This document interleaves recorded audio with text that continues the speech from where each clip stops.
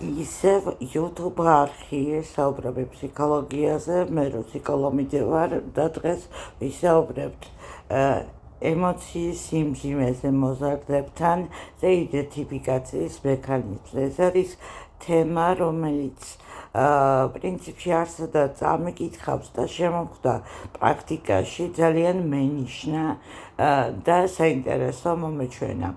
არის ხოლმე შემთხვევები, როცა მოზარდი მოდის მძიმე ემოციებით კონსულტაციაზე, ამბობს, რომ არის ცუდად, არის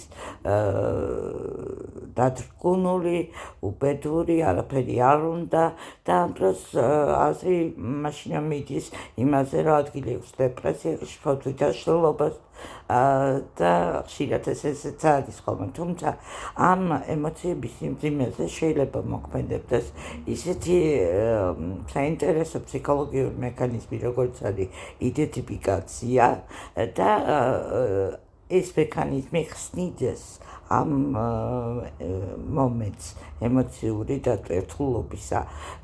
რა არის იდენტიფიკაცია? ბავშვებს და მოზარდებს ახასიათებთ მიბაძონ იმ ადამიანებს, ვინ ძალიან მოსწონთ. ბავშვი აკეთებს მშობლის, მასწავლებლის, მეგობრის ქცევების მოდელირებას, მოზარდი იქცევა, იცმევს, ფიქრობს, განიცდის ისე როგორც ადამიანები, რომლებიც მისი იდეალები არიან.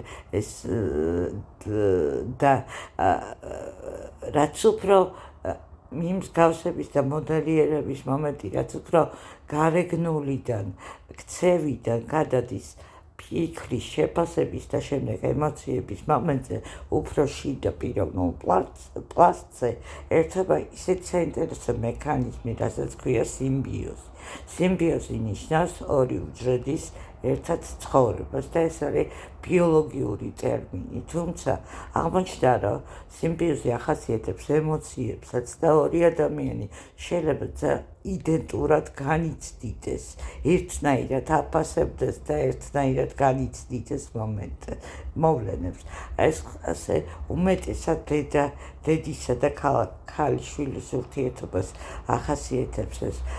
ისე ხდება, რომ ქალიშვილი ხანდახან უბედურია, დაღლილია, სასოწარკვეთილია და უცებ ეკითხები, იქნება ეს ვინმე სხვა ადამიანის ემოციაა და იქნება ეს ამას შენთან ერთად სხვა ადამიანი განიცდის და ხდება მიხვედრა, ხო ეს მისი ემოცია, ეს დედის ემოციებია, ეს სხვისი სიმძიმეა, რომელსაც ისე კარგად ოგებ, ისე კარგად მესმის, რომ ვეღარ ვარჩევ, სად არის ჩემი ემოცია და სად არის სხვა.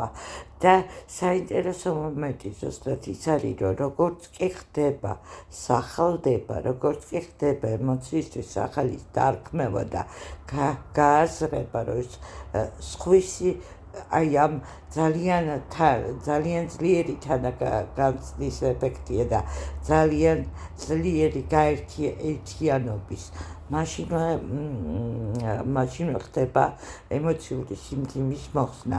მოზარდები ძალიან ღია არიან ცვლილებებისათვის, მათ ისინი კარგად იღებენ ახალ ინფორმაციას საკუთარი მდგომარეობის შესახებ და მათი განცდები და ფიქრები და ქცევები ადვილად იცვლება ამ ახალი გააზრების შედეგად. ამიტომ აი ეს გააზრება, რომ ჩემი კი არა სხვისი სიმძიმეა, რომელსაც ვილაპარაკეთ, ადვილად დებს ხოლმე კარგ დადებით ეფექტს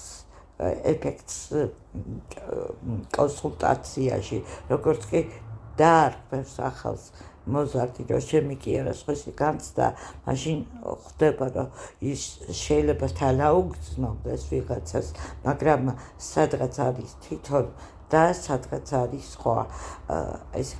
ეს არის ძალიან საინტერესო მომენტი, რომ იქ სადაც გონია დეპრესია, შეიძლება იყოს აი ესეთი გადაჯაჭვის ემოციური ერთად ცხოვრების მექანიზმი, რომელიც აი ეს გააზრების და ერთად გავლის შემდეგ მოზარდთან ერთად ადვილად იხსნება. ძალიან მენიშნა ეს ყველაფერი, როცა აღმოვაჩინე და გადავწყვიტე გამეზიარებინა. მადლობთ.